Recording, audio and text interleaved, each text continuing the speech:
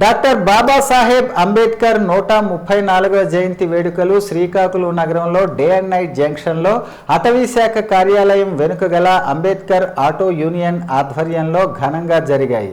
ముందుగా అంబేద్కర్ జీవిత విశేషాలు, దేశానికి ఆయన అందించే సేవలు ఏఐటియుసి శ్రీకాకుళం జిల్లా అధ్యక్షులు డోల శంకర్రావు, యూనియన్ న్యాయ సలహాదారు చిక్కాల గోవిందరావులు వివరించారు. ప్రపంచానికి మార్గదర్శిగా నిలిచే అవకాశం ఒక్క అంబేద్కర్కు మాత్రమే దక్కుతుందని అన్నారు. రాజ్యాంగ నిర్మాతగా అణగారిన వర్గాల అభ్యున్నతికి కృషి చేసే నేత అంబేద్కర్ అని కొనియాడారు.